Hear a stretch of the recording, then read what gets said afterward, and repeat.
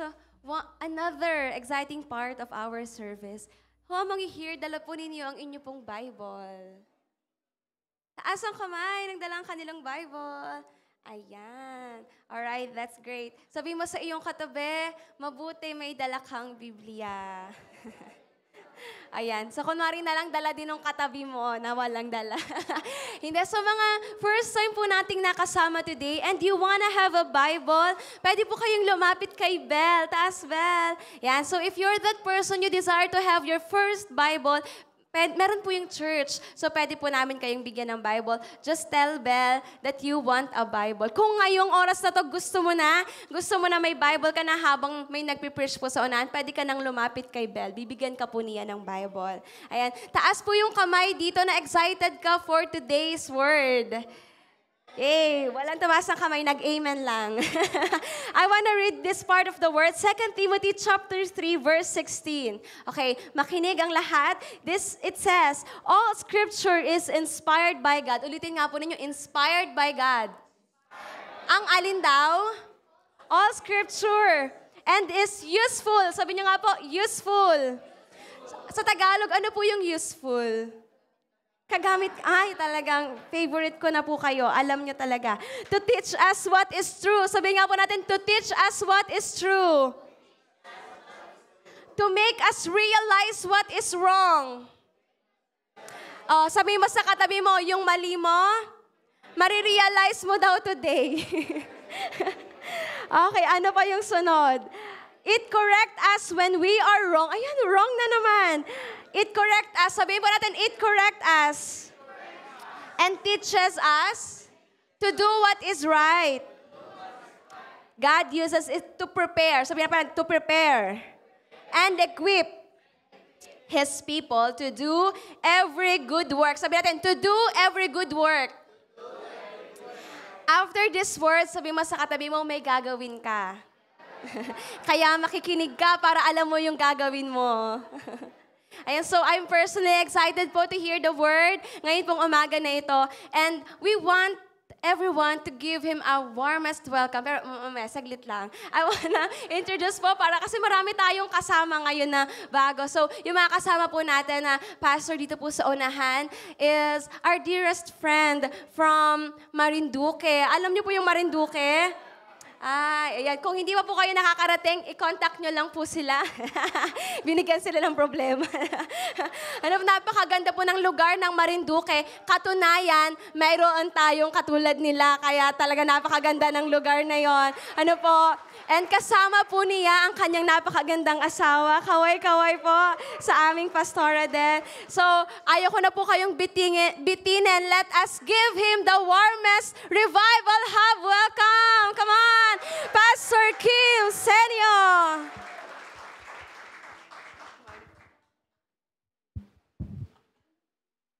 Praise God. Thank you, Lord.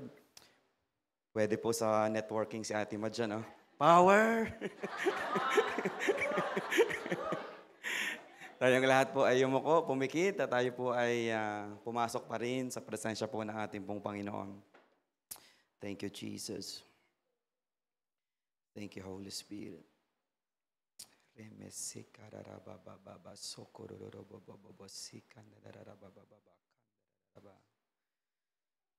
Holy Spirit. Thank you, Jesus. Thank you, Jesus. Thank you, Father God. Aming banal, kami po ay nagpupuri, patuloy pong nagpapasalamat sa inyo pong kadakilaan, sa inyo pong katapatan, sa inyo pong kabutihan, Panginoon, sa inyo pong mga anak, sa inyong mga nilikha, Panginoon. Salamat po, ang araw po na ito ay pagpapaalala. Isang matibay na patunay, Panginoon, na kayo nga po ay buhay, Panginoon. Salamat po, Ama naming nasa langit.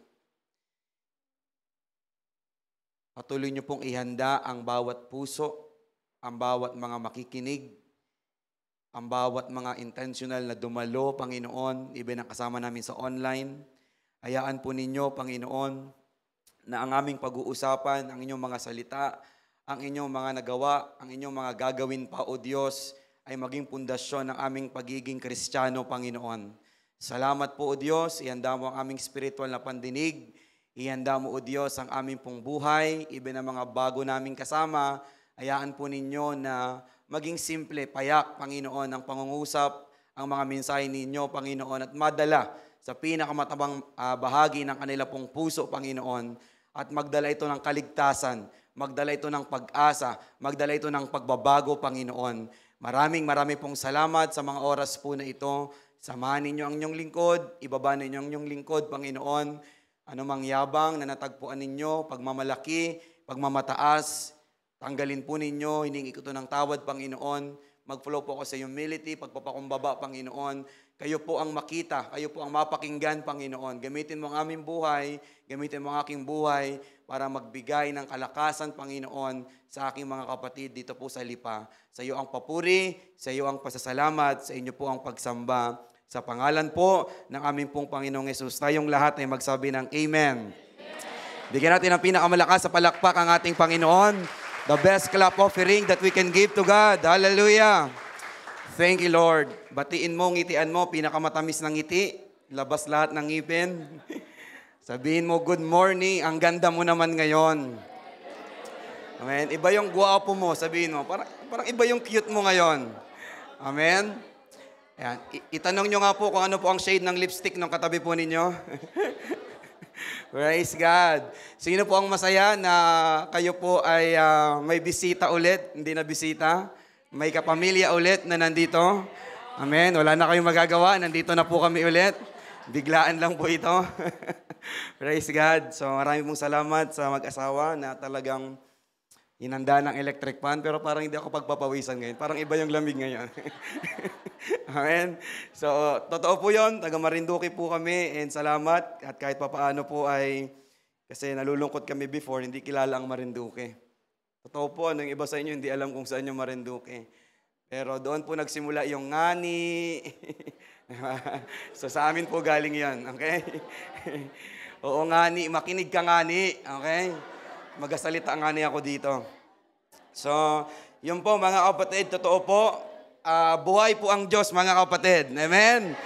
Hallelujah. Lahat naman ng tao, even tayong mga Pilipino, naniniwala naman tayo na buhay si Lord o namatay si Lord and muli siyang nabuhay. Ang medyo i-correct lang natin, mga kapatid, hindi na siya muli mamamatay next April.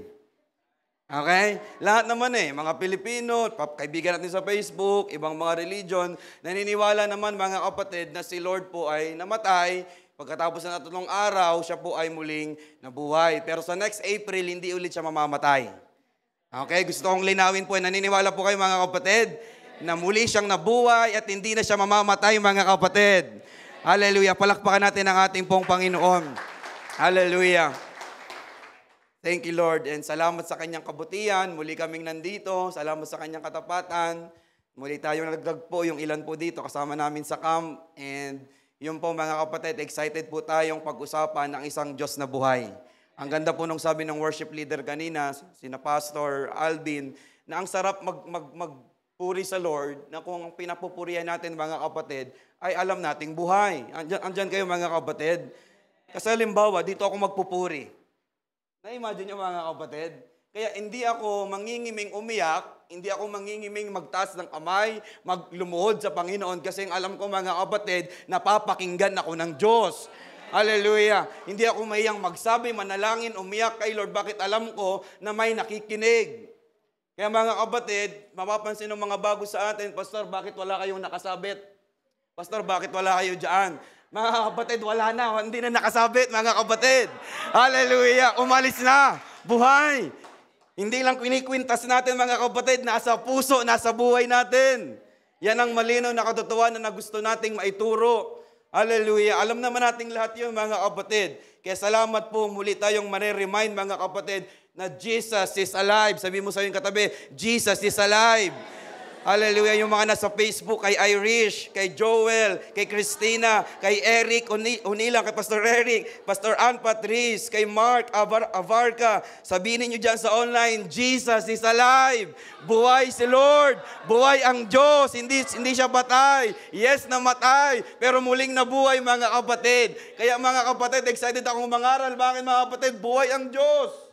Sisigaw pa rin ako mga kapatid dahil buhay ang Diyos. Mangangaral pa rin sa kalsada dahil buhay ang Diyos. Yun ang katotohanan mga kapatid. Pero meron akong gustong i-share po sa inyo na na-share ko na to. Pero I believe nung sinabi ni Pastor, maganda yung pag-uusapan natin, yung namatay si Lord, yung muling nabuhay. Tinanong ko po kasi anong pwedeng pag-usapan natin. Naalala ko nga pala, Resurrection Sunday nga pala. Okay? Sa amin po kasi, hindi kami sumasabay sa mga nangyayari sa mundo. Kaya naka-series kami. Kung ano yung series namin, yun yung susundin. Okay? Na-realize ko nga, yung may favorite po akong verse na nagagamit ko lagi ito sa pag nag-share po ako sa ibang sa body of Christ, yung Matthew chapter 4, verse 3 hanggang 5, very familiar sa atin. Ayan, praise God. Very active sila sa comment section po ngayon. Hallelujah. Matthew chapter 4, verse 3 to 5, dumating ang dyablo at sinabi sa kanya, tingnan nyo, very, very familiar sa lahat, kung ikaw ang anak ng Diyos, sabihin natin Diyos. Mas malakas, Diyos. Kung ikaw ang anak ng Diyos, gawin mo ngang tinapay ang mga batong ito. Sino po nakakaalam ng talatang ito? Taas ang kamay. Sino pang hindi nakakaalam? Okay, sino yung walang pakialam? Okay. Very familiar mga kapatid. Then, nung nagpipray ako, Lord, ano yung, kasi ang daming topic to, maraming pwedeng pag-usapan. Lord, ano yung pag-uusapan namin, mga tagalipa? Ano yung pag-uusapan, ano yung gusto mong marinig po namin? Ano yung gusto mong maituro sa bawat isa sa amin, even sa akin? Then, dinala ko ni Lord dito mga kapatid. Then, alam niyo po, ito yung best, ito yung oras, ito yung araw, ito mismo, ngayong Sunday mismo, ang pinakamagandang panahon, oras na pag-usapan ng talatang ito. So ang question ko dito, so bakit hindi niya ginawa? Mga kapatid, kaya bang gawin ni Lord yung bato na maging tinapay? Sinong naniniwalang kaya niya? Kaya niya mga kapatid. Okay? Pero ang tanong ko, nung ginagawa ko to, nung binabalikan ko to, Lord, bakit hindi mo siya ginawa? Tanong mo sa katabi mo, bakit kaya? Okay, bakit hindi kaya ginawa mga kapatid? Okay? Kasi kung ikaw ang anak ng Diyos, pinapalabas nung demonyo ni Satanas, sige, patunayan mo nga, para bang sinasabi, sige nga, patunayan mo na ikaw ay Diyos. Parang gano'n ang sinasabi. Sa mga hindi alam yung scripture, yun po yun mga kapatid, yung scripture, magsisimula pa lang mag-ministry si Lord. Okay? Tandaan po ninyo yan, yung scripture natin pinag-uusapan ngayon, magsisimula pa lang mag-ministry ang ating pong Panginoon. Pauna pa lang kaya nag-fasting siya mga kapatid, then pagkatapos dinala siya dito ng banal na spirito, then ito yung temptation. Sige nga, kung ikaw ang anak ng Diyos, gawin mo ngang tinapay ang mga batong ito. Again, sino naniniwala? Kaya ni Lord yon. Pero hindi niya ginawa. Okay? Hindi lang dahil ayaw niyang pagbigyan yung gutom niya, hindi mga kapatid. Kasi mababaw yon mga kapatid. Ang magpapatunay na siya ay anak ng Diyos at siya ay Diyos ngayong mismong araw. Yung Sunday mga kapatid. Hindi ko alam kung nagigets yun na mga kapatid. Ang magpapatunay na Diyos si Lord. Listen, makinig po dito. Ang magpapatunay na si Jesus mga kapatid ay Diyos, hindi ang conversion ng bato papuntang tinapay. Hindi mga kapatid. Kung ganun ang pagiging Diyos, requirement maging Diyos, pwedeng maging Diyos si Peter. Signs and wonders ang requirement. Pwedeng maging Diyos si Pablo. Pwedeng maging Diyos Master, parang si Master AJ. Kasi pwedeng mag-perform sa signs and wonders, miracles and healing mga kapatid. Nagigets po natin mga taga-revival hub. Hindi ang pag-convert ng tinapay. Hindi ang pag-convert ng bato papuntang tinapay, mga kapatid. Hallelujah. Hindi niya yung ginawa, mga kapatid, kasi gagawin niya ngayong araw. Ginawa niya na ngayong araw, mga kapatid. Dahil siya ay mamamatay muna, patunay na siya ay tao, mga kapatid. At sa araw na ito ang malinaw na katunayan, mga kapatid, na siya ay Diyos. Pagkatapos mamatay, siya ay muling nabuhay. Palakpakan natin ang ating Panginoon. Yun po ang katotohanan, mga kapatid.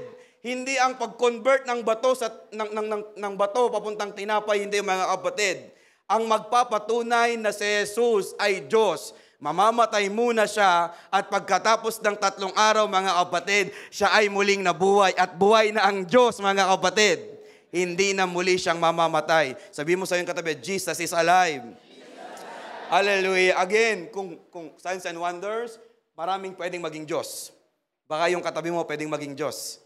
Pero hindi yon. Marami na pong namatay. Pero iisa lamang mga kapatid ang muling nabuhay. At meron pang isang gagawin. Siya ay muling babalik mga kapatid. Hallelujah. Babalikan ka niya. Kasama ka doon mga kapatid. Hallelujah. Kaya again, ang sarap maglingkod kung alam mo ang Diyos ay buhay. Ang sarap pumalakpak, ang sarap magpuri mga kapatid dahil yung Diyos pwedeng o nakakapakinig. Sumasagot ng mga panalangin mga kapatid. Tumutugon sa ating mga damdamin, sa ating mga panalangin. May pag-asa mga kapatid. Kaya okay lang na magpuri ako na para akong baliw. Bakit? Deep in my heart, alam ko mga kapatid, na totoo ang Diyos. Kaysa naman magpupuri ako sa mga nakasabit, sa mga larawan, na alam ko naman mga kapatid, ang sabi ng Biblia, yung kalahati igagatong, yung kalahati mga kapatid, pupurihin. Hindi ko alam kung nandyan po kayo mga kapatid. Mas okay na nawala ako nakikita, pero ramdam ng aking espiritu na buhay ang Diyos ko. Okay lang na wala akong nakikita mga kapatid, tumutugon naman siya sa aking mga panalangin.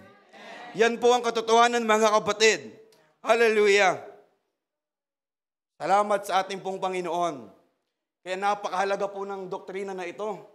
Napakahalaga ng topic na ito mga kapatid. Napakahalaga ng pag-uusap po natin. Kasi kung hindi muling nabuhay ang ating Panginoon, wag na tayong magsimba ngayon. Wala na. Wag na tayong mangaral sa kalsada. Wag na tayong ganitong pangangaral. Hindi na mga kapatid, uupo na lang ako. Sinasadya ko itong mga kapatid. Kasi ang alam ko, mga kapatid, alam din ninyo, magkakaisa tayo na ang Diyos na pinapupurihan natin ay buhay ngayong umaga mga kapatid. Buhay sa ating puso, buhay sa ating buhay mga kapatid. Hallelujah. Thank you, Lord. Kaya hindi ang conversion, kaya naunawaan natin, kasi kung ginawa ni Lord, maaaring iniisip ko mga kapatid, maaaring na-dissolve ang pagiging Diyos ni Jesus. Kasi hindi pa yun ang tamang panahon para i-perform niya ang kanyang pagiging Diyos. Magsisimula pa lamang siya, mga kapatid. Tingnan niyo yung pagitan, mga kapatid. Napansinin ninyo? Tingnan niyo yung kaaway, mga kapatid. Tingnan niyo yung demonyo kung paano kanya pipigilan doon sa kalooban talaga ng Lord sa buhay natin. Kapag nakita ng kaaway, mga kapatid, na may magandang plano ang ating Panginoon sa buhay ng isang tao, nandyan ang demonyo para i-dissolve yung magandang plano na yan. Kaya yun, I believe hindi yung para maggawa ng himala, para kumain dahil gutom, hindi mga kapatid. May mas malalim doon. Dahil mga kapatid, yun po ang magpapatunay na siya po ay Diyos. Kailangan niyang mamatay at kailangan niyang muling mabuhay. Yan po ang katotohanan mga kapatid. Kaya again, gusto natin mga kapatid na ilagay sa ating puso't damdamin na yung pinapupurihan natin mga kapatid ay isang buhay na Diyos. Hallelujah. Hindi siya yung mababaw lang. Actually, mga kapatid, kaya niyang gawin yon. Kahit hamburger pa. Kahit pizza pie pa, mga kapatid, kaya niyang gawin yon. Isang ganun lang, mga kapatid. Kaya niyang mag-create pa ng isang 7-Eleven nung mga panahon na yon. Pero hindi niya ginawa. Compromising. Nako-compromise ang pagiging Diyos niya. Kasi bakit? Magpe-perform siya sa ministry, mga kapatid. Hindi lang Diyos, mga kapatid, kundi bilang tao.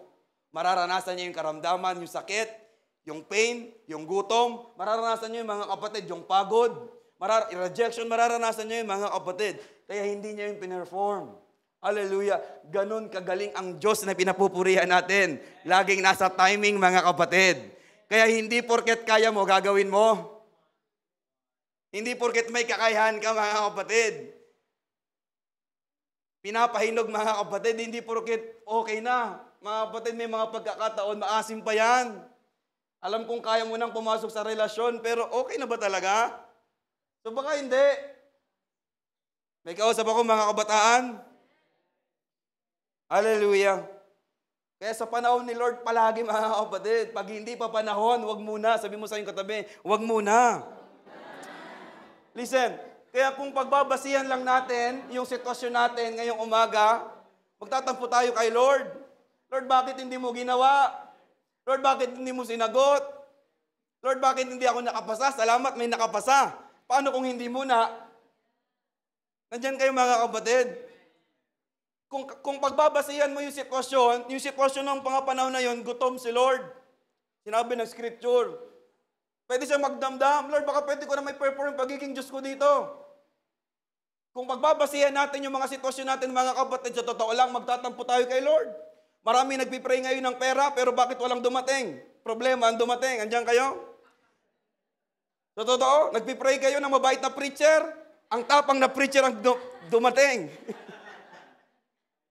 Sa totoo lang. Kung pagbabasihan natin, mga kapatid, yung sitwasyon natin ngayon, magdadamdam ka kay Lord. Pero may mga bagay na hindi muna ginagawa ni Lord, mga kapatid. Kasi bakit may pinaghandaan siyang mas malaki? Pwede niyang gawin, i-perform yung maliit na himala na yun, mga kapatid. Pero hindi kaya mas malaking himala, yung patay na siya, then muli siyang nabuhay? Hindi kaya magandang malaking himala yun, mga kapatid?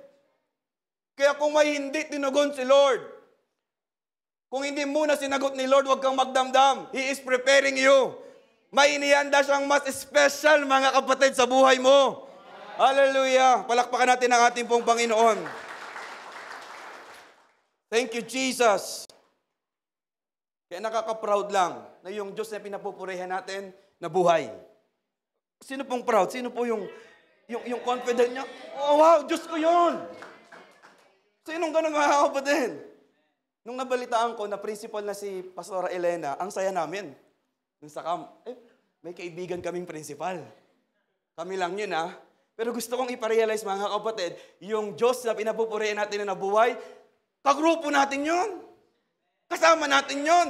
Andito yun sa church. So bakit parang hindi ka masaya? Kami na nagkaroon ng kaibigan, walang kahirap-hirap naging principal, masaya kami. Yung pakayang Diyos, mga kapatid, yung pinag-uusapan natin, pamilya mo yun. Nandito yun sa Revival Hub, mga kapatid. Bumuhay ng patay. Siya mismo nabuhay, mga kapatid. Kaya ang sarap magpuri. Nakaka-proud na yung Diyos na pinag-uusapan ng buong mundo, Diyos ko yun. Kasama ko sa bahay, kasama ko sa kwarto, kasama ko sa trabaho, kasama ko sa church, nasa lipa. Wow. Nandiyan pa po ba kayo, mga kapatid? Hallelujah. Sino po dito yung pag naging kagrupo nyo yung katabi ninyo, ang saya ninyo? Diba? Nung nag-aaral tayo, nakaka-relate ako dito kasi gustong-gusto nila akong maging kagrupo. So, totoo lang. Kasi bakit? May tagabili sila ng Manila paper. Nagigas niyo, mga kapatid? Napapadala yung mensahe ba? Mas naunawaan po natin? Ganon to. Hindi to basta-basta, mga kapatid. Itong hari ng mga hari, Panginoon ng Panginoon, may-ari ng buong daigdig. Sama natin. Friend mo ba? Pamilya mo? Wow. Kaya salamat, mga kapatid. Dahil hindi lang basta nabuksan ang ating isip, ang ating damdamin, mga kapatid. Totoong buhay ang Diyos sa mga buhay natin. Hindi mo kailangang makapakinig ng mga testimony dito. Yung mabuhay ka ngayong umaga, mga kapatid, patunay na buhay ang Diyos. Yung makapunta tayo dito, mga kapatid, yung ligtas tayo. Tingnan nyo ang Facebook ngayon, mga kapatid. Ang daming aksidente. Kaya nung nakita ko yon, kung nakita po ninyo sa mga friend ko sa Facebook, sa Marinduque, mga kapatid, kahapon, 26 ang mga tao, isang jeep, mga kapatid, na aksidente, 6 ang patay. Papunta pa lang ng outing. May lechon pa naman, nasa kanal na. Sa inyo, mga kapatid. Kaya huwag pong maging tradisyon, church, sa mga first-timer, Revival Hub, family, huwag maging tradisyon. Hindi yung makikisabay tayo. No, mga kapatid. At least magnilay-nilay tayo. Huwag magtagay-tagay. Naunawaan niyo, mga kapatid? Gaya-gaya tayo, mga kapatid eh. Pagpunta nyo ng Marinduque, grabe dyan. Bumisita kayo para makipag-prayer and fasting tayo sa amin church. Huwag kayo manonood. Nakakalungkot, naging tradition. Pagkamatay, di ba? Kaya sinasabi nila, patay ang Diyos. Kaya huwag kayo mag-outing, patay ang Diyos. Di ba? Hindi naranasan nyo ngayon. Paniniwala nyo eh. Guess nyo, mga kapatid. So, pag-alala ito, mga kapatid, na may namatay 2,000 years ago. Hindi lang basta namatay. Merong muling nabuhay. Kaya ibig sabihin, mga kapatid, aayusin na natin kasi buhay yung Diyos eh. Tama? Kung buhay ang Diyos, ibig sabihin, nakakakita ang Diyos. Tama?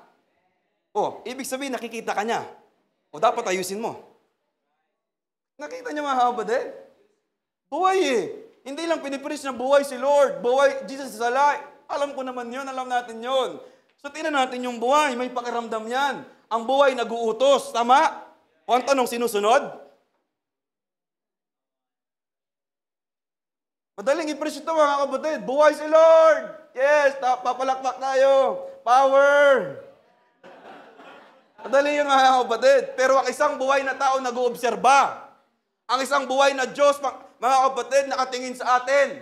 Ang tanong, are we faithful dun sa buhay na Diyos?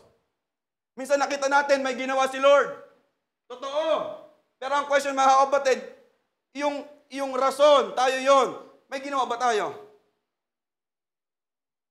Namatay si Lord, muling nabuhay. Pero tayo mga kapatid, kailan tayo huling namatay sa sarili natin? May kausap ba ako mga kapatid? Namatay si Lord, muling nabuhay. Pero yung, tinan nyo yung rason mga kapatid, nagiinuman, nagsusugalan. Yan ang katotohanan. Dapat mabasag ang maling mga paniniwala mga kapatid. Kung merong tatayo, walang iba kundi ang mga born again Christians sa lipa. Huwag na natin itong patamisin. Huwag natin itong pagandahin mga kapatid. Yun po ang katotohanan. Buhay siya, nakakakita siya.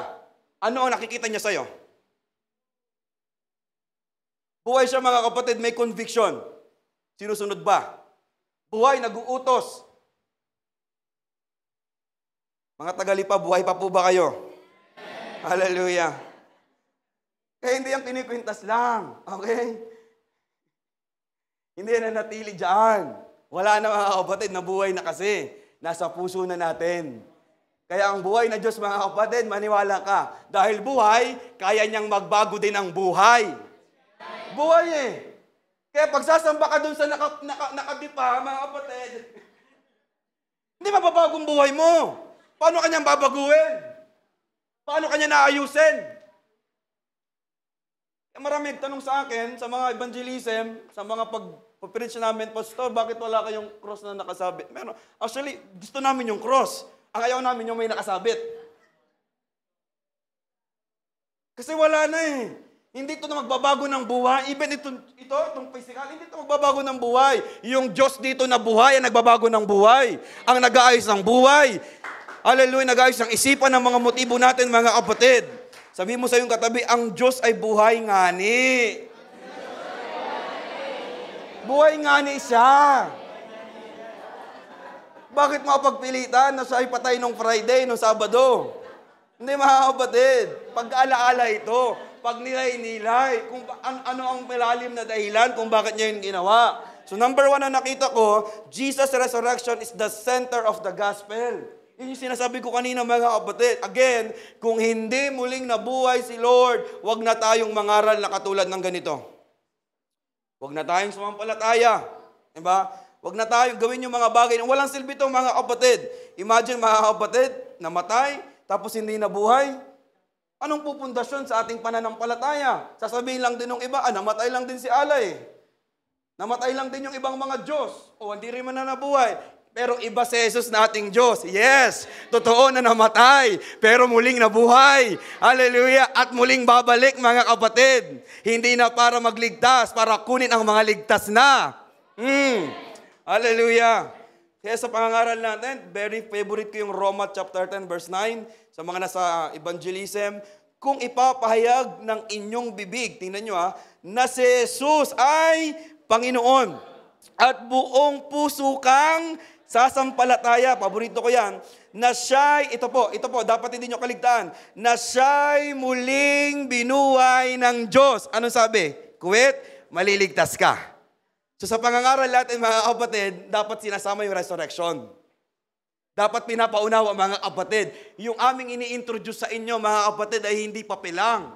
Yung aming ini-introduce sa inyo ay hindi lang basta doktrina. Yung aming Diyos na sinasabi sa inyo, siya ay namatay. At pagkatapos ng 3 araw, siya ay muling nabuhay. Pag pinaniwalaan mo yon, napakasimple, maliligtas ka. Sama-sama tayo sa langit.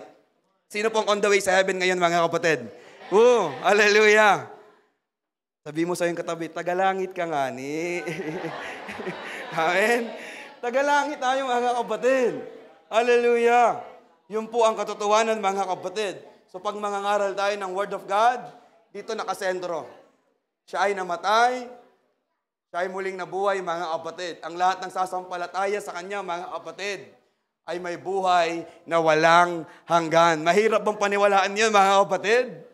Kung titignan natin yung scripture, may 500 na mga tao pa na nakasaksi noon.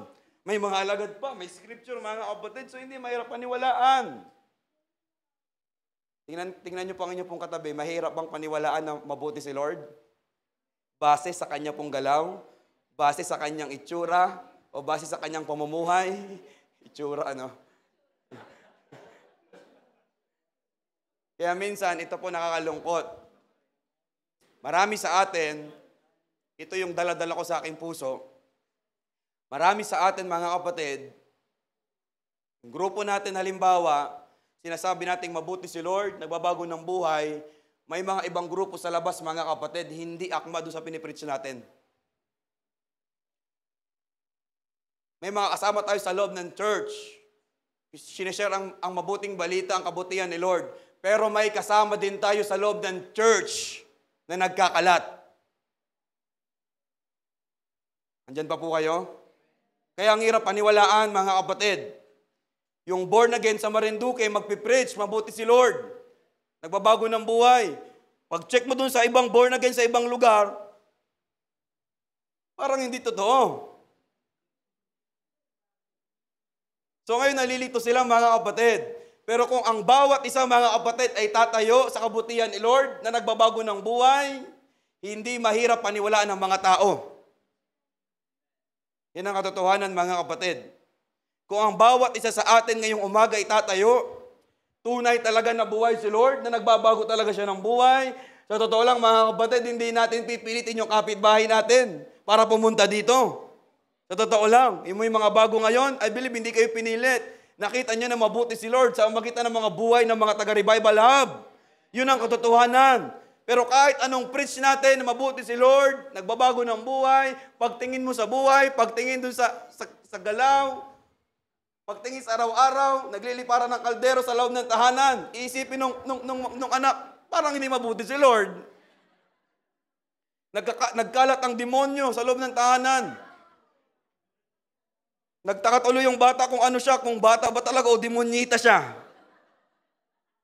Nagets niyo, mga kapatid? Pinipreach natin na mabuti si Lord, pero kalat ang mga putot kutsinta sa mga tahanan. So paano maniniwala yung bata na mabuti si Lord? Pero kung tatayo lang, mga kapatid, kahit hindi mo to yung ganitong pangangaral, hindi, mga kapatid. Sa buhay pa lang, pwede nang mag-preach, mga kapatid. Ang buhay mo ay pwede nang mangaral para sa iba. Hindi mo kailangang awakan to. Maganda to, mga kapatid. Pero hindi tayo after dito sa mic. Pag tinignan ba yung buhay mo, ma-encourage na maging born again yung katabi mo? Sige, kung ang basihan ngayon, mga kapatid, ay yung buhay ng katabi mo, may encourage ka bang bumalik uli sa linggo? O hanggang ngayon, magkaaway pa rin kayo? Hanggang ngayon, di ba? Naranasan yan. Bagaman nagkakatawanan tayo, kahit patay na, hindi pa iniimikan. May mga karanasan kayo? Ang dami kong karanasan. Mahilig po akong magsalita sa patay. Gustong-gusto akong magsalita sa patay kasi hindi na kami magtatawag ng mga buhay. Pupunta talaga yung mga buhay. Pero ang nakita ko, naobserbahan ko, kahit patay na, hindi iimikan. Ilibing na lahat, dinamay pa yung hindi mo naman kagalit. Dahil ka-close lang nung patay. Dinamay mo pa. Naunawaan po ninyo, mga kapatid. Pero kung ang bawat isa ay tatayo, kung ang bawat isa ay mamumuhay doon talaga sa buhay ni Kristo, mga kapatid, hindi mahirap mag-invite ng mga kapitbahay natin. Nag-speaking tongues ka dito. Pagdating mo ng bahay, nagkalat naman ang mga pagmumura mo. So paano may encourage? Paano mahamon? May kausap ako, mga kapatid. Kaya sabi ng scripture, Unang Korinto 15 verse 14, at kung si Kristo'y hindi muling binuhay, ito yung sinasabi ko kanina, walang kabuluhan ang aming pangangaral at walang katuturan ang inyong pananampalataya. Kaya sa mga first-timer, hindi po kayo nagkamali ng pamilyang pinuntahan ngayong umaga. Hindi kayo nagkamali ng aral na pinapakinggan. Nasa tama na kayong mga kapatid. Ito yung gospel, ito yung Christianity mga kapatid, na sa kabila ng ating buhay, sa totoo lang, natagpuan tayong marumi. Guilty tayong lahat. Ang katotohanan, lahat naman tayo papuntang impyerno. Hindi lang yung may mga issue sa buhay, hindi lang yung mga magnanakaw, hindi lang yung may mga kahinaan. Lahat tayo ay on the way sa impyerno. Yan ang katotohanan. Kaya dito sa area na to, mga kapatid, si Lord ang umabot sa atin. Hindi ikaw nag-desire. Hindi. Hindi ikaw nag-initiate. Hindi, mga kapatid, sa area na to, from darkness, mga kapatid, from justification, wala kang ambag dito, maliban sa iyong kahinaan at kasalanan. Yun ang katotohanan. Pero salamat, merong isang solusyon. Kasi nasasumpa tayong lahat. Kung hindi gagawin yung solusyon na yun, mga kapatid, kahit anong gawin mo dito, mga kapatid, dito walang ambag ang pagsisimba. Dito walang ambag ang pagdadala ng Biblia. Sa area na to, mga kapatid, walang ambag kahit magbigay ka pa ng 10 milyon kay Pastor AJ. Bigay mo sa akin yung kalahati. Pero wala yon. Pero salamat mga kapatid, may isang Jesus na namatay, 2,000 taon nakakalipas.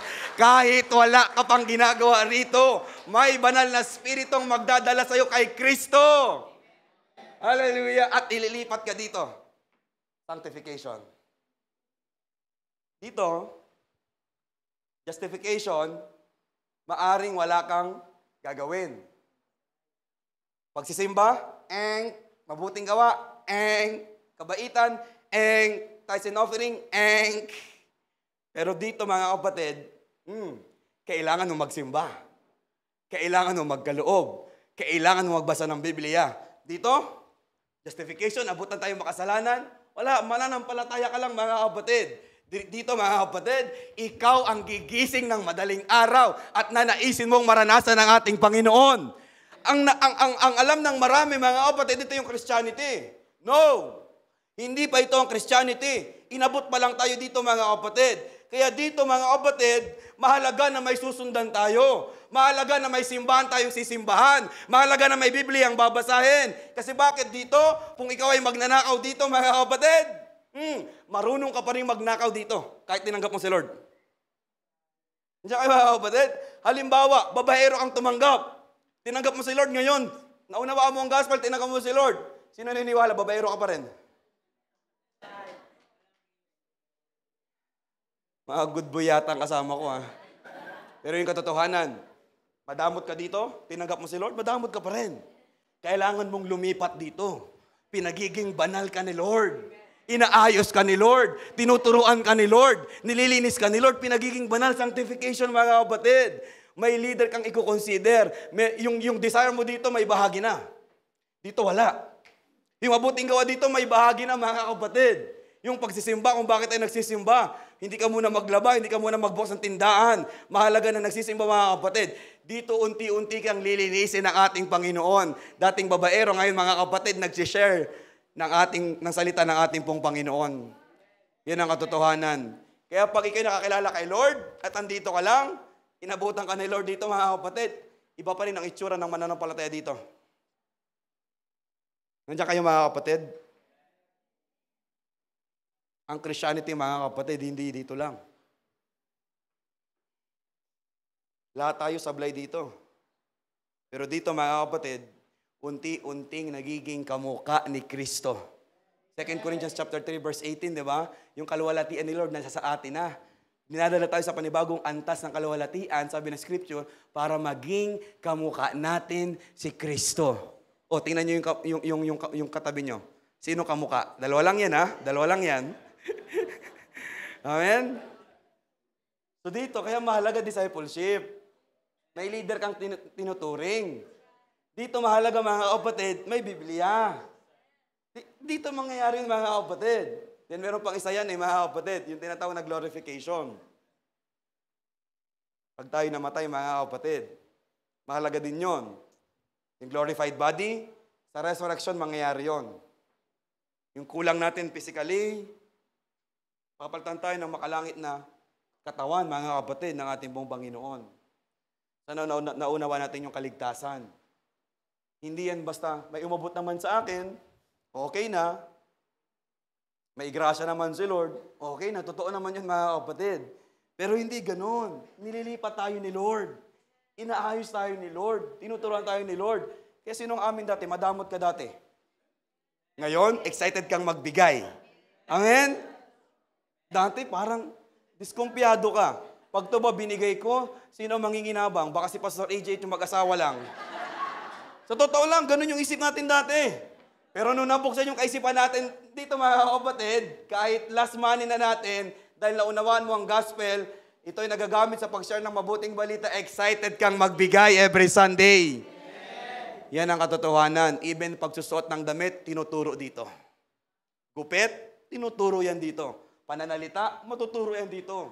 Prinsipyo, pananaw sa buhay, matuturo yan dito. Pag nakakilala ka dito, ay grabe gupit mo, di ba? Hindi mo agad mababago yan.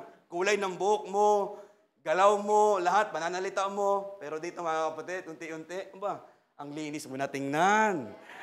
Ang cute mo na ngayon. Dati mukhang born again daw, pero hindi mukhang born again. Kaya pansinin niyo mga kapatid, pansinin niyo po, kahit hindi ganun kagwapo ang isang tao, pag nakakilala kay Lord, mga kapatid, iba ang gloria ng mukha. Pansinin niyo yan, pansinin niyo. Pansinin po niyo katabi ninyo ngayon na totoong born again. Tingnan niyo Tingnan niyo mga kapatid, parang nagniningning.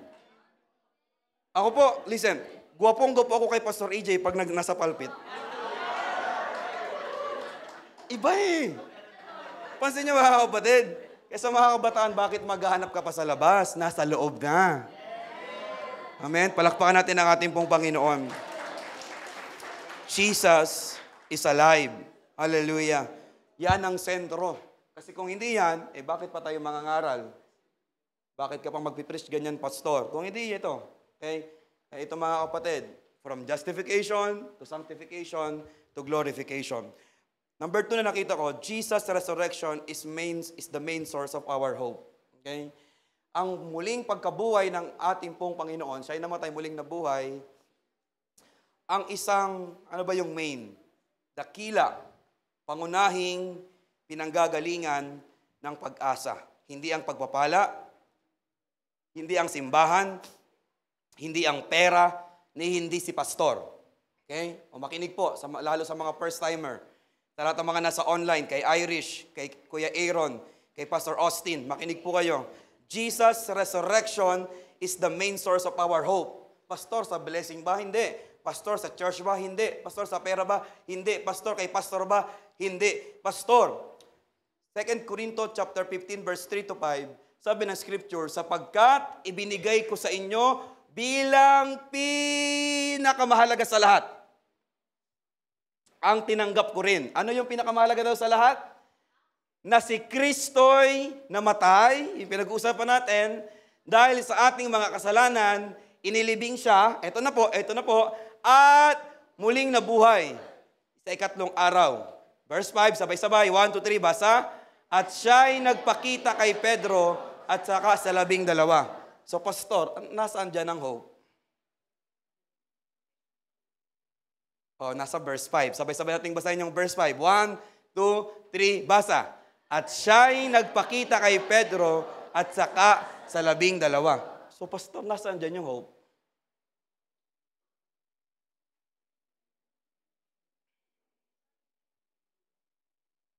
Pastor, sabi mo, ang muling pagkabuhay ni Lord, ang pangunahing pinanggagalingan ng pag-asa. So, nung muling nabuhay ang ating Panginoon, may matinding pag-asang ibinigay. Pastor, nasaan yung hope dyan? Nasa verse 5. Ito yung verse 5. At siya'y nagpakita kay Pedro at saka sa 12. Kung pwede nating ipula yung Pedro at pwede nating ipula yung 12 para i-highlight ko lang. Mga kapatid, na yun yung pag-asa. Sa tingin lahat dito, explain ko, kwento ko sa inyo. Makinig, tingin po lahat dito. Bago namatay si Lord at muling nabuhay, Mga kapatid, merong isang pabibong Pedro. Diyan kayo? Siguro alam nyo na yung pangyayari. Diba? Na ang sabi, kahit magkamatayan na Lord, kahit iwan ka ng lahat, hindi kita iiwan. Okay? Kaya special na binanggit si Pedro ni Apostol Pablo. Tingnan nyo, isa-isayin natin. Mga kapatid, sa Matthew chapter 26, verse 31 hanggang 33, Matthew chapter 26, verse 31 hanggang 33, sinabi ni Jesus sa kanila, sa gabing iyon, ako'y iiwan ninyong lahat. Gaya ng sinasabi ng kasulatan, papatayin ko ang pastol at magkawatak-watak ang mga tupa.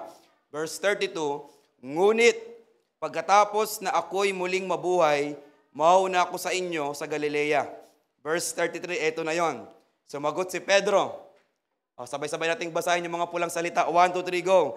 Kahit na po kayo iwan ng lahat, hindi ko kayo iiwan. Basahin natin with conviction. Parang tayo si Pedro. 1, 2, 3, basa. Kahit na po kayo iwan ng lahat, hindi ko kayo iiwan. A few moments later. Verse 69. From verse 33, Lord, magkamatayan na. Iwan kayo ng lahat. Lord, ibahin mo ako. Iba to. Parang ganun mga kapatid. Iba to. A few moments later, verse 69. Samantala, si Pedro ay nakaupo noon sa patio. Ang patio, parang nagsisiga. Tandaan nyo yung moment na yan. May baga, may usok. Tandaan nyo yan ha. Nilapitan siya ng isang utosang babae at sinabi sa kanya, kasamahan ka rin ni Jesus ng taga Galilea, hindi ba? Verse 70, eto na po. Ang sabi niya, kahit iwan kayo ng lahat, hindi ko kayo iiwan. Verse 70, eto na. Ngunit nagkaila si Pedro sa harap ng lahat. Wala akong nalalaman sa sinasabi ninyo. Napansin niyo mga kapatid? Verse 71, pumunta siya sa may pintuan at nakita siya ng isa pang utosang babae. Sinabi nito sa mga naroroon, ang taong ito'y kasamahan ni Jesus ng taga Nazaret. Ito po, 72. Muling nagkaila si Pedro. Isinusumpa ko, ang tindi niyan mga kapatid, hindi ko nakikilala ang tao na yan. Verse 73. Pagkalipas ang ilang sandali, lumapit kay Pedro ang mga naroroon. Sinabi nila, isa ka nga sa mga tauhan niya. Nahalata ka sa punto ng iyong pagsasalita, parang taga Marinduque ka nga ni. Nahalata. 3.5 years ba namang magkakasama mga kapatid? Ito ang matinding sagot ni Pedro. Sumagot si Pedro, parusahan nawa ako ng Diyos. Gumamit pa ng Diyos kung nagsisinungaling ako. Hindi ko kilala ang tao na yan. Pagkasabi nito, sabi doon sa propesiya, sabi ni Lord, may titilaok na manok at tumilaok ang manok. A few hours later, dinala na siya kay Pilato. Diba? Yung crucifixion, nangyari na sa kanya. Alas 9 ng umaga hanggang alas 3 ng hapon. Then nalagutan siya ng hininga. Listen to this, tingin lahat dito. Hindi ko alam kung nagbi-build up na sa inyong kaisipan. Itong si Pedrong nagsasabing, hindi kita iiwan. Magkamatayan na Lord. Ibahin mo ako. Mga kapatid, baliktad. Hindi ko yan kilala. Tumpain nawa ako ni Lord. Parang ganun. Ginamit pa niya ang pangalang Diyos, mga kapatid. Pagkatapos ng mga ilang oras, mga kapatid, alam niyo yung araw na yon, ng oras na yon, mga alas 12 hanggang alas 3 ng umaga. Ng mga panahon na yon. Kaya I believe merong siga. Kaya nagpapalamig sila. Pagpatak ng alas 9 hanggang alas 3 ng hapon, nandun yung crucifixion, lahat ng kahirapan. Friday na ito, mga kapatid. Then, ito po, namatay ang ating Panginoong Yesus. Tingin kayo dito. Kung kayo po si Pedro, ano po ang inyong magiging pakiramdam? Kung kayo po si Pedro, walang reconciliation nangyari. Wala man lang paghingi ng tawad, nabalitaan mo, yung kasama mo, wala na. Yung dininay mo, yung sinasabi mong mahal na mahal mo, hindi mo iiwan, patay na. Ano pong pakiramdam? Papatingin nga po sa mukha. Pwede mag-artista talaga si Ate Madge eh.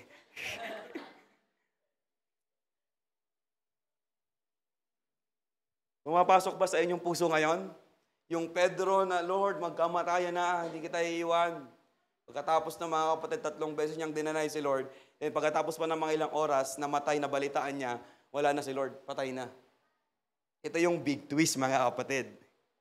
Pagkatapos ng 3 araw, pagbibilangin nyo, hindi man 3 araw, kasi yung calendar natin iba, mga kapatid.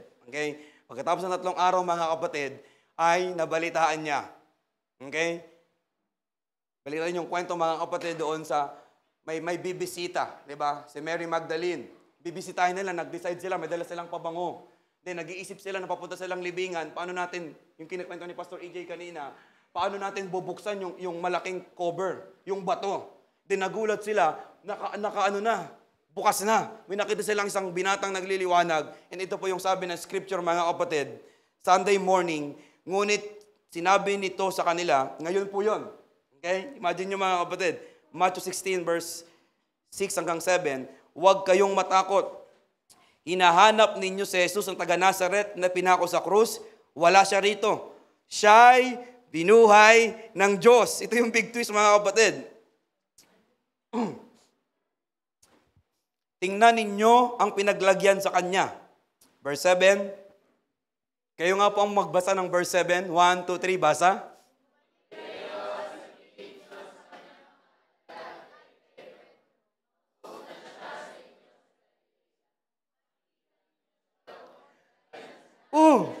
Hindi ba pag-asa yan, mga kapatid? Kung ikaw si Pedro na nawalang ng pag-asa, hindi na ako nakahingi ng tawad kay Lord. Namatay na si Lord. Then magtataka ka, mga kapatid, aksidente ba na pinangalanan ng banal na Espiritu, I believe the Holy Spirit ang nasa likod niyan. Pinangalanan ng banal na Espiritu sa account ni Mark, mga kapatid. Alam mo yun, mga kapatid? Sa dami-dami ng mga alagad, aksidente ba na si Pedro ang pinangalanan?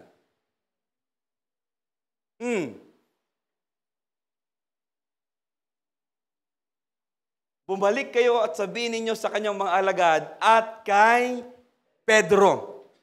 Mauna siya sa inyo sa Galilea, makikita niyo siya roon, gaya ng sinabi niya sa inyo. Sabi sa account ni Paul, binasa natin kanina, nagpakita siya kay Pedro.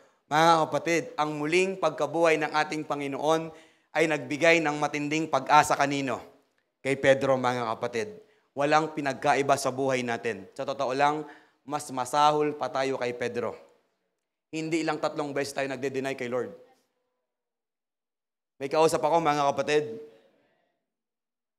Magtataka ka, bakit pinangalanan ng scripture si Pedro? Ang dami niyan, mga kapatid. Pwede namang iba. Nangangahulugan yan, mga kapatid. Anak, kahit ginawa mo yon, anak, kahit ganon ka, ang muli kong pagkabuhay ay malaking pag-asa para sa iyo. Kung ikaw ay si Pedro, mga kapatid, paano mo yung gagawin? Then balikan natin, di ba, yung nag-deny siya, nasa siga. Sabi ng ilang account, patyo sa ibang account, mga kapatid. Nung muling nagpakita ang ating Panginoong Hesus kanino? Kay Pedro din. Ang senaryo, kaparehas ng unang papapakita, walang isda, walang muling isda.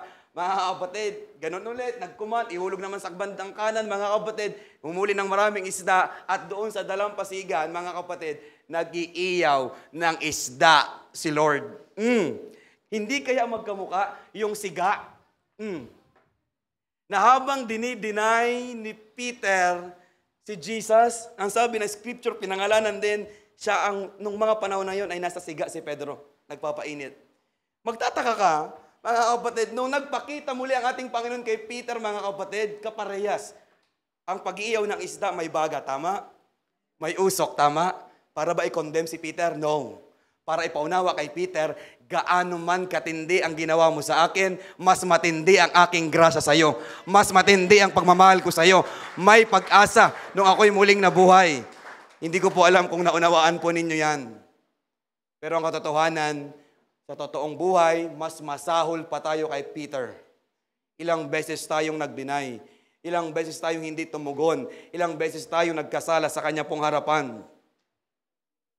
Pero nung muling nabuhay ang ating Panginoong Hesus sa mga panahong ito, mga kapatid, palatandaan nyo na merong matinding pag-asa sa akin. May pagkakataong kang magtaas ng kamay, lumapit sa kanya, humingi ng tawad. May pagkakataong kang mabago ang buhay. May pagkakataong kang mag-ayos. May pagkakataon kang mag-surrender sa ating pong Panginoon. In His resurrection, there is hope, mga kapatid.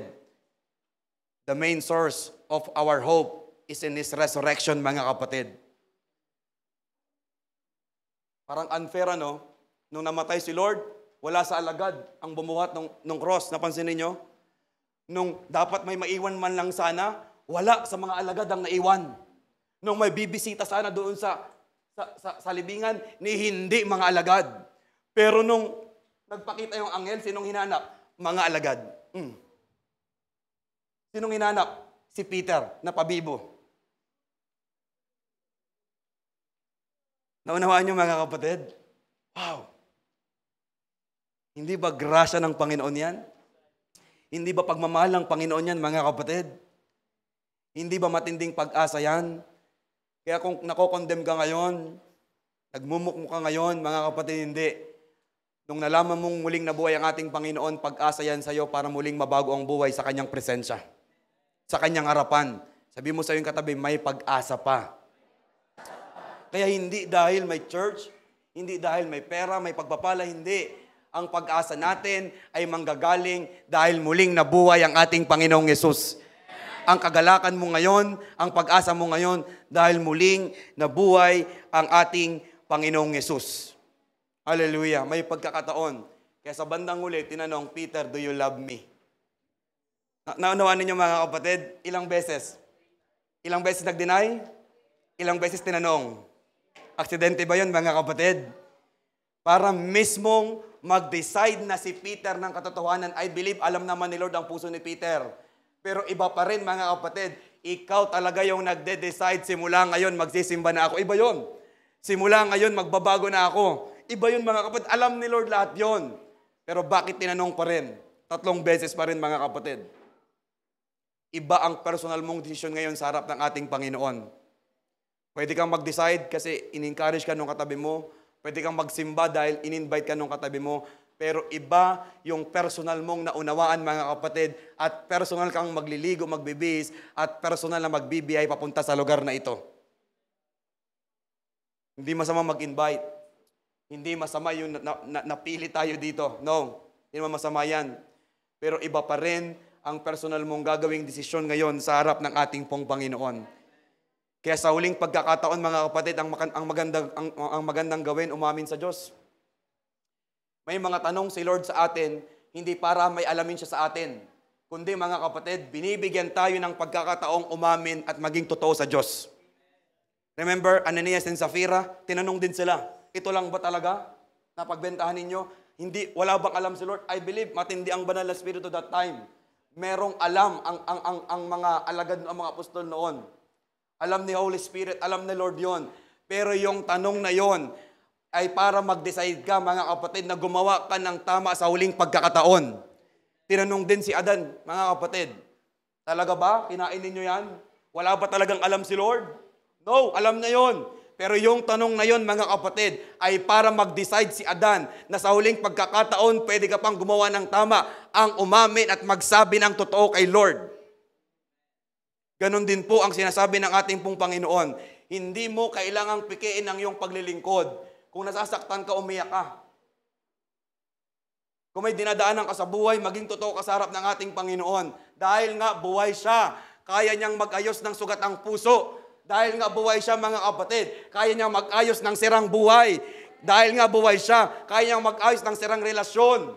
Kahit ilang taon pa kayong hindi nag-iimikan, mga kapatid, kayang ayusin niya ni Lord. Kahit matindi ang galit mo sa iyong kapwa, kayang palambutin ni Lord ang iyong puso. Dahil bakit? Buhay nga ang ating Panginoon. Ang pag-asa natin ay dahil nabuhay si Lord. Hindi dahil kaya mo na. Pastor, kaya ko na siyang harapin. Hindi. Kumukulo pa nga ang dugo mo pag nakikita yung mukha niya, di ba? Hindi mo talaga, hindi doon. Ang ating pag-asa, ang ating pagpapatawad, ang ating pagmamahal, ang ating grasya para sa iba ay dahil muling nabuhay ang ating Panginoon. Muling nabuhay siya, mga kapatid, kaya niyang mag-ayos ng maraming sira. At isa ako sa inayos ng ating pong Panginoon. Isa yung nasa kanan mo, inayos ng Panginoon. Sabihin mo sa iyong katabi, isa ka doon. Hallelujah. Kaya ang kwentong ito, mga kapatid, ay pagpapatunay kung paano niyang ginawa kay Peter. Kaya niyang gawin sa atin, mga kapatid. May pag-asa sa harap ng ating pong Panginoon. Kaya nung sinabi ni Lord sa cross, tetelestai, it is finished. Mga kapatid, ibig sabihin nun, anak, bayad na lahat. Fully paid na. Hindi mo kailangang saktan ng iyong sarili. Hindi mo kailangang magpasa ng cross doon sa kalsada na ang bilis mo namang mainis. Sinisipa mo pa yung mga nagpapahirap sa'yo. Napanood nyo? Gagaya-gayahin mo si Lord. Hindi mo rin magaya yung pasensya ni Lord.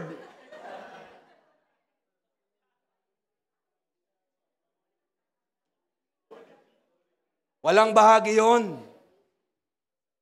It is finished, fully paid, tinapos na ni Lord. Anong gagawin mo? Maniwala na lang sa kanyang ginawa. Paniwalaan ng kanyang ginawa 2,000 years ago. Ganun lang kasimple, mga kapatid. Ito yon, simple. Pero take note, dito mga kapatid, may gagawin na tayo. Yan ang Christianity, mga kapatid. Kaya sa Efeso chapter 2, verse 8 to 10, laging 8 to 9 eh. Yung 8 to 10, mga kapatid, nakadesign tayo para gumawa ng mabuti dati pa. Nagets niyo, mga kapatid? Anong sabi ng Matthew, mga kapatid, pagpapaliliwanagin yung ating ilaw para makita nila ang ating mabubuting gawa. May good works, mga kapatid, para mag-glorify ang ating Ama sa langit. Kaya sabi ng Scripture, Matthew chapter 7, na hindi lahat ng tumatawag, Panginoon, Panginoon, diba? Ay makakapasok sa karya ng langit, kundi yung lamang sumusunod sa kalooban ng aking Ama na nasa langit. Totoo, mga kapatid, na inabot tayo, pero dito susunod tayo. Yan ang Christianity, mga kapatid. Hallelujah. Mga kapatid, namatay ang ating Panginoong Hesus. Mabuhay naman tayo para sa Kanya. Gumawa naman tayo ng mga gusto ng Diyos. Sundin naman natin ang Kanyang kalooban. Mga Ngaral, chapter 12, verse 13, ando ang buod ng katungkulan ng tao, matakot kay Lord. Tapos sundin ang Kanyang mga gusto. Yan ang buod. From 613, mga kapatid, na law ng Diyos, ginawang 10, ginawang 2 kay Lord. Pagdating kay Paul, ginawang 1. Ibigin mo ang iyong kapwa gaya ng pag-ibig mo sa iyong sarili. So, ngayon mo sabihin sa akin, walang parte ang good works. Maaring sa salvation. Pero sa Christianity, sa pamumuhay natin, paglilingkod natin, malaki na ang bahagi ng mabubuting gawa. Ang pag-ibig natin sa kapwa, ang pagpapatawad natin. Pag nahirapan kang magpatawad, tayo pinatawad lang din. Nahirapan kang umunawa sa iba, inunawa ka lang din. Ang pangit din ng ugali natin, mga kapatid, may nagtiis lang din naman sa'yo. May nagtiyaga lang din naman sa'yo. Nagtago ka rin. Kaya pag nagtago sa'yo, isipin mo, madalas ka rin nagtago dati. Tama naman natin, mga kapatid. Yan ang gospel, yan ang Christianity, mga kapatid. Anong bottom line? May pag-asa kay Lord. May solusyon kay Lord, mga kapatid. Yan ang bottom line, mga kapatid. Sa mga nawalan ng mahal sa buhay, pag hindi nyo naunawaan ng resurrection, talagang iiyak kayo, parang gusto nyo sumama sa hukay. Pero ang isang born again na namatayan, pansinin ninyo, nagkakantahan pa yung mga born again na yan. Naggugulat yung mga kapitbahay natin, namatayan na kayo, ansaya nyo pa. Kasi malinaw sa atin, may doctrine of resurrection. Yung namatay mong asawa, namatay mong anak, namatay mong kapitbahay, namatay mong churchmate, isang araw magtatagpo din kayo. Isang araw bubuhayin. Ang kagandahan nga, mga kapatid, uunahin pa nga yung mga naunang namatay bago doon sa tayong mga buhay. Nagigets, mga kapatid? So hindi mo kailangan magdamdam, Lord, bakit kinuha mo na? Lord, bakit? Hindi, mga kapatid. Ready na siyang mamatay. Yan ang katotohanan. Kaya sa mga buhay pa, 2 lang yan. May assignment pa si Lord sa'yo o papunta ka pang impyerno. Alin ka dyan?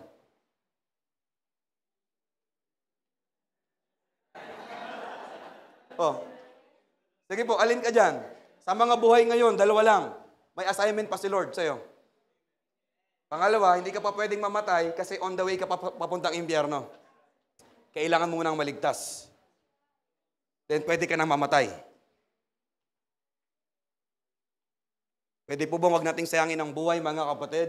Hindi biro yung ginawa ni Lord 2,000 years ago. Pagkakataon, mga kapatid, tayo naman ang mag-alay ng buhay, greatest love. 1 John chapter 3, verse 16. Pag in-adjust mo ng konti, verse 15, mamamatay tao ang mga napupuot sa kanyang kapatid. Walang buhay na walang hanggan sa mamamatay tao. Magtatampo ka pa kaya sa iyong churchmate? Unawaan niyo mga kapatid na scripture, wow! Kaya pag naunawaan natin yung gospel, yung scripture, walang magtatalo-talo sa church. Masaya sa loob ng church. Nagtutulong-tulong sa church. Hindi mahirap magbigay, hindi mahirap magkaloob, hindi mahirap mag-extend ng effort. Hindi tayo mahirap magpuyat para kay Lord. Pero wag naman laging kapupuyat mo sa cellphone. 10:00 dapat tulog na. Bakit? May mga madaling araw pa tayo, dumalo ka naman madaling araw. Kaya again, sa aking pagtatapos mga kapatid, sinong matured? Si Martha, si Maria? Sinong matured? Yung umupo kay Lord? O yung nagluto ng siomay? Listen, ito yung natutunan ko. Hindi pala porket umuupo, matured. Kasi nung namatay yung kanilang kapatid, magbe-best friend yung mga yan bumisita na si Lord, hindi pa siya agad bumisita si Lord, wala na. Mga kapatid, yung umupo kay Lord na nakinig, nagtatampo sa sulok. Ang unang lumapit, si Martha. Remember the story? Sa unang kwento, parang alam nyo, kawawa nga si Martha Sa kwento, kawawa si Martha, laging si Maria ang highlighted. Pero pag nabasa mo, nung nagkaroon na ng matinding problema, hindi matured si Maria, nagtatampo doon. Ang sumalubong, si Martha. Nag-gets niyo mga kapatid? So hindi lahat na nakaupo ngayon mga kapatid matured. Kailangang dumaan yan sa pagsubok para matest. Kailangang dumaan yan sa problema kung talagang matured. Naniwala, si Martha may daladalang doctrine. Opo, naniniwala po ako na muli siyang bubuhayin sa huling mga araw. Doctrine of Resurrection yun. Si Maria na nakaupo, nagtatampo, ayaw agad pumunta. Lord, kung sana dumating po kayo.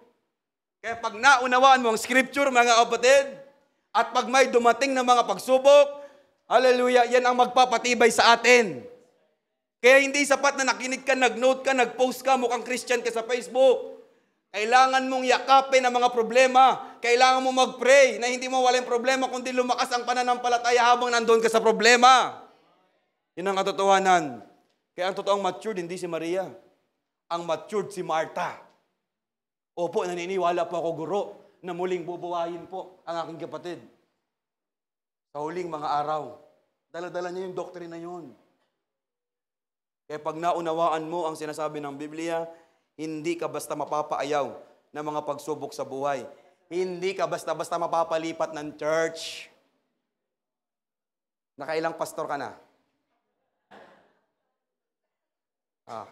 Hanggang 2 na lang po yan, ha? Tama?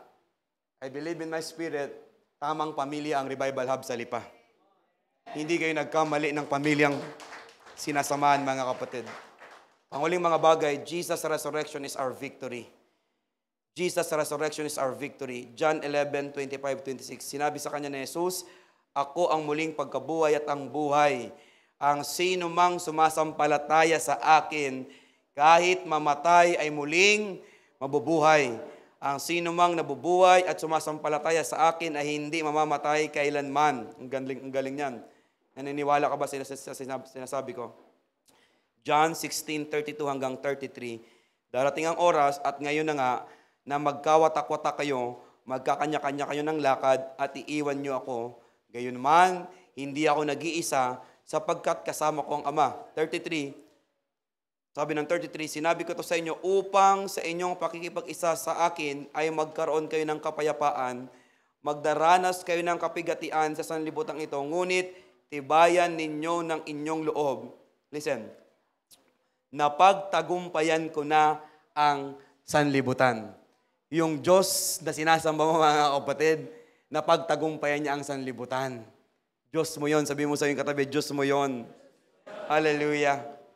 Kaya sabi ni Pablo, hindi ako tumatakbo ng walang patutunguhan. Hindi ako sumusuntok sa hangin. Lahat ng paglilingkod na ginagawa natin ngayon may pupuntahan. Yung pagbihis mo ngayon, yung pakikinig mo ngayon, kahit napapahaba ka na pastor, may papupuntahan yan. May papatunguhan yan. Yung pagsakripisyo mo ngayon, nag-alat ka ng pamasahe, medyo nahihiya ka pa nga pumunta dito, tiniis mo lang, di ba? Hindi ka sanay na may nagpatong ng kamay. Ano nangyayari ngayon? Kaya, tiniis mo yan. Kasi bakit? Alam natin na may pupuntaan ang ating ginagawa. Hindi tayo mga tradisyon lang. No. Ang dami na nating nasabukang relihiyon. Totoo lang, sino nga amin? Nakapasok ka na sa ganito. Nakapasok ka na sa ganyan. Natry mo na to. Pero alam mo, sa iyong spirito ngayong umaga, parang may kakaiba sa pamilyang ito. Parang may kakaiba sa iglesyang ito. Yan ang banal na spirito na nangungusap sa atin, mga kapatid. Nasa totoo ka na, huwag ka nang bumalik sa dati. May pupuntahan ang ating ginagawa, mga kapatid. Hallelujah. Larakara na lang natin yung tagumpay.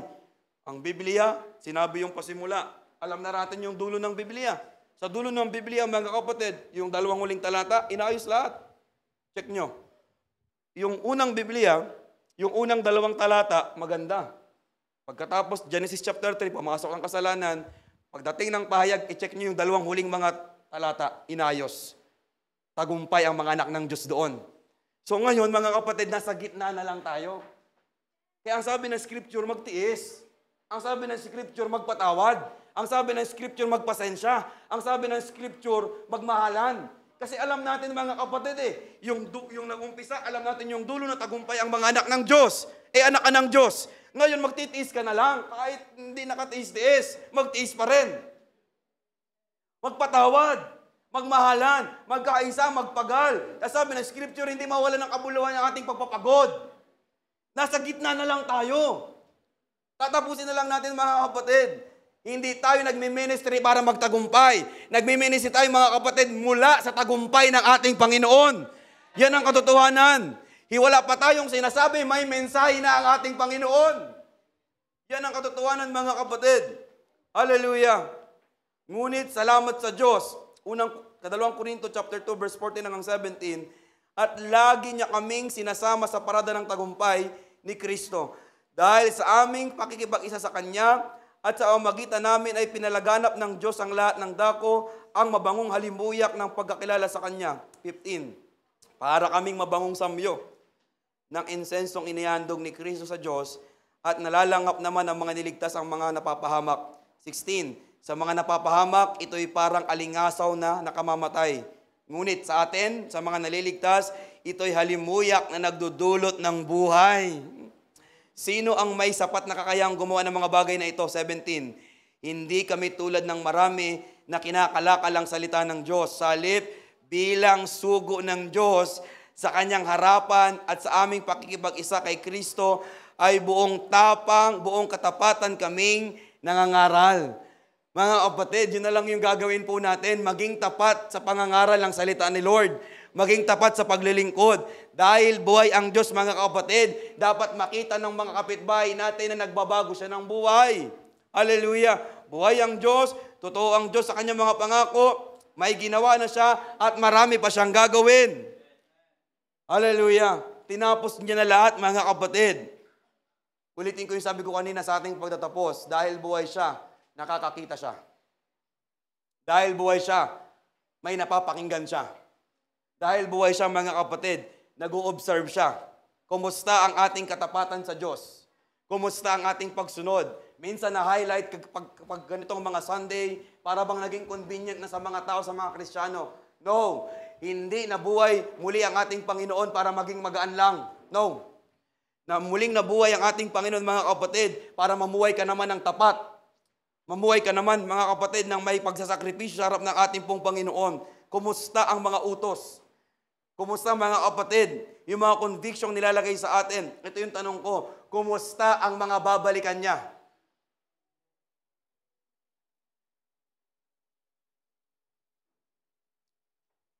Isang malinaw na palatandaan na siya ay muling babalik dahil siya ay buhay. Hindi po babalik ang isang patay. At sa kanyang pagbabalik, hindi na para magligtas, para kunin ang mga ligtas. Hindi na para magmukhang baby sa sabsaban. Nakakabayo na siya, mga kapatid, dalaan tabak, mga kapatid. Hallelujah. Hindi na para mag-encourage mga kapatid, kundi yung mga na-encourage na.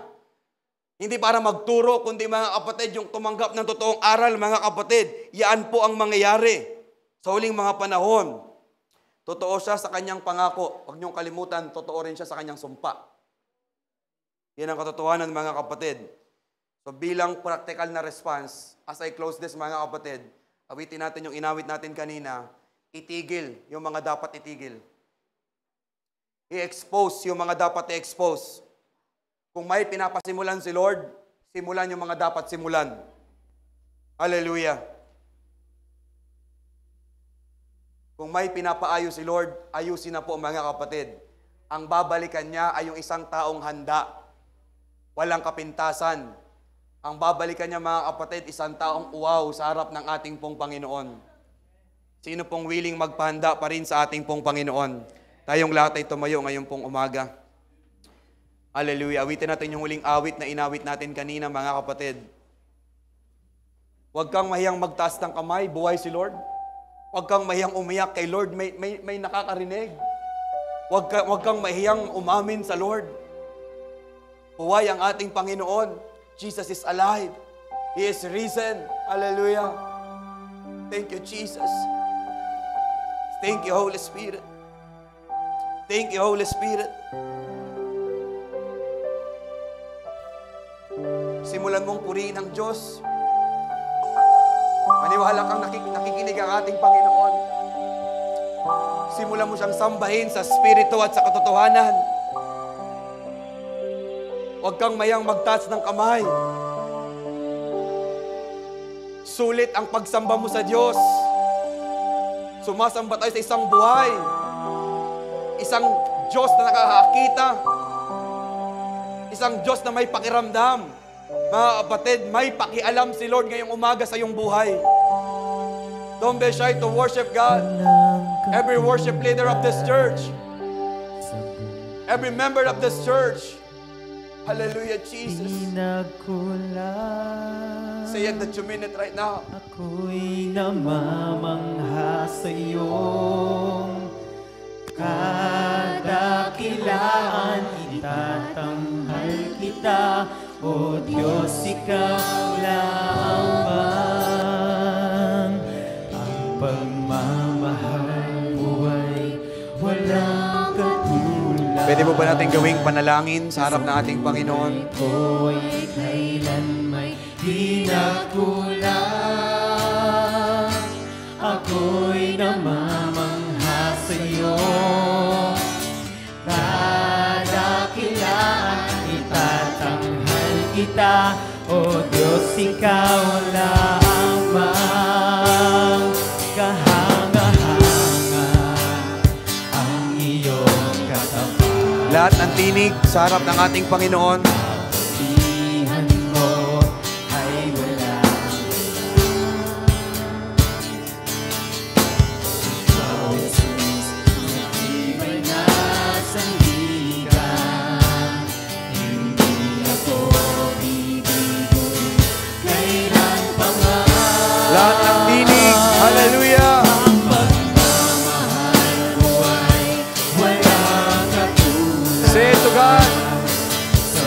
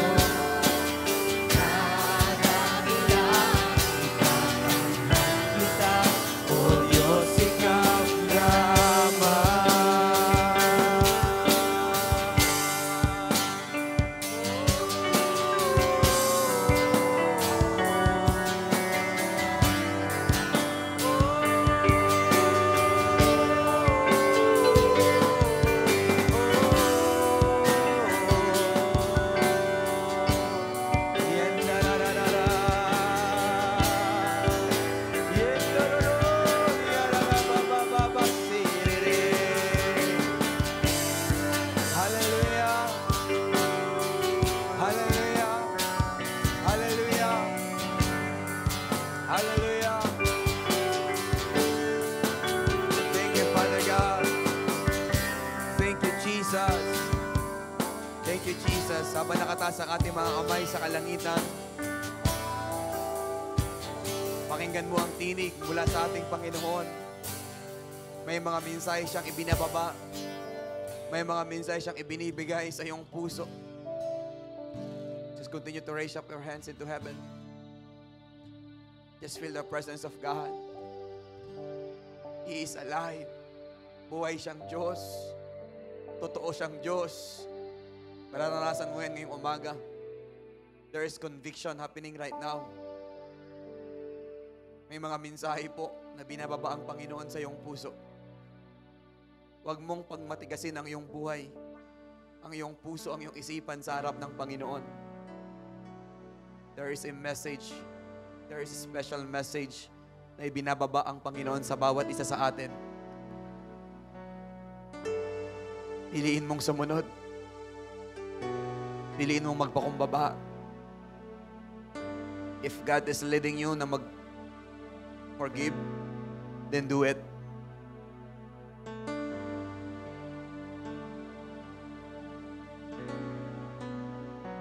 If God is leading you na mag-repent, then repent right now. If God is leading you to cry out to God, don't be shy. To cry out to the Lord. If God is leading you na umamin, expose ang iyong sarili, then do it to God. May nilalagay sa iyo ang Panginoon, hindi mo yan maitatanggi ngayong umaga. May nilalagay si Lord sa iyong puso. Katunayan na siya ay buhay, nagsasalita sa ating buhay, sa ating mga damdamin. May nilalagay si Lord sa iyong kaisipan na matagal mo nang dapat ginagawa. Huwag mo nang patagalin pa, kapatid. Gawin mo na. Thank you, Jesus. Remese kararababa sokororobo. Yendere remese karararababa sokororobo siendere. Kandere remese kororobo kayararababa so. Thank you, Holy Spirit, for that special message na inilagay niyo sa amin. Thank you, Father God. Thank you, Father God. Tulungan niyo kaming masunod po ito. Tulungan niyo kami, Panginoon, na mag-obey sa inyong mga pangungusap. Buhay ka, nakikita mo kami, naobserbahan mo kami. Nais namin isang buhay na kalugod-lugod, isang mabangong samyo sa inyong harapan, isang totoong puso. Panginoon, patuloy kang magbukas ng mga puso't damdamin. Maaaring may mga bago ngayon nakarinig ng ganitong pangangaral. Panginoon, patunayan po ninyo na kahit tapos na ang service, kaya mo pa rin mangusap sa kanilang mga buhay. Na kahit pauwi na ang bawat isa sa amin, magrerema pa rin ang mga salita na napakinggan nila. Hindi ito tradisyon, hindi ito ritual. Patunayan mo, O Diyos, na ang kanilang nararamdaman ngayon, Ikaw po yun, Panginoon. Salamat po. Babalik sila next Sunday. Dala-dala ang testimony, Panginoon, ng pag-encounter sa inyo, O Diyos. Maraming pong salamat. Pagpalain mo, O Diyos, ang church po na ito. Pagpalain mo ang leadership ng Pastor EJ kasama kanyang asawa at sa mga leaders, even other pastors. Pagpalain mo ang mga bata, kabataang babae, kabataang lalaki. Tumawag kayo ng mga nanay, tumawag kayo ng mga tatay, tumawag kayo ng mga estudyante sa lugar po na ito, Panginoon. Tumawag kayo ng mga professional, Panginoon. Tumawag kayo ng mga mangangaral, tumawag kayo ng mga pastor, tumawag kayo ng mga ebanghilista sa lugar na ito, Panginoon, para ihanda ang inyong iglesia. Salamat po, Panginoon. Salamat, Banal na Espiritu. Salamat sa tapang. Salamat sa lakas ng loob. Salamat sa karunungan. Wala po kami kung hindi niyo po kami sasamahan. Walang saysay ang lahat ng bagay na ito kung hindi kayo muling nabuhay. Panginoon, nananabik ang bawat isa sa amin dahil kayo'y muling nabuhay. Umaasa kami, Panginoon, na kayo po ay muling babalik sa inyo pong mga anak. Kunin ang inyong mga anak, iligtas ang inyong mga anak. Salamat po. Salamat, Banal na Espiritu. Salamat po. Thank you, Holy Spirit. Pwede ba nating pasalamatan ng Holy Spirit, ang Banal na Espiritu? Let's thank God, the precious Holy Spirit. Magbanggit ka ng pasasalamat sa Banal na Espiritu. Appreciate Him right now. Come on now. For the next 3 minutes, hallelujah, open your lips and pray to God. For the next 3 minutes, open your mouth and thank Him. Hallelujah, for the next 3 minutes right now. Huwag kang pumayag na hindi magpasalamat. Acknowledge the Holy Spirit in this place. Hallelujah, pray. Build your altar right now in the mighty name of Jesus. In the mighty name of Jesus. In the mighty name of Jesus. In the mighty name of Jesus. In the mighty name of Jesus. In the mighty name of Jesus. In the mighty name of Jesus. In the mighty name of Jesus. Thank you, precious Holy Spirit. Thank you, precious Holy Spirit. Thank you, precious Holy Spirit. Thank you, precious Holy Spirit. Thank you, precious Holy Spirit. Thank you, Lord. Thank you, Jesus. Thank you, Father God. Salamat po. Salamat po. Salamat po. Salamat po, Panginoon. Napakabuti mong Diyos. Napakadakila mong Diyos sa iglesyang ito, sa pamilyang ito, sa mga tao sa lugar na ito, Panginoon. Kaya naman, sa iyo ang papuri, sa iyo ang pasasalamat, sa iyo ang pagdakila, sa iyo ang pagsamba, sa iyo po ang kapurihan. Sa pangalan po ng Ama, ng Anak, at ng Banal na Espiritu. Sa pangalan po ni Jesus. Everybody say, Amen, Amen, Amen. Sabi mo sa iyong katabi, pinagpala ka ni Lord. Amen. Purihin po natin ang Panginoon. Wow! Sino po na-bless po sa word ngayon? Sino po nakaranas po ng encounter sa Panginoon? Ngayon po ay tutuloy natin ang celebration and let's have the shout of victory. Ano po, yung joy that comes from the Lord.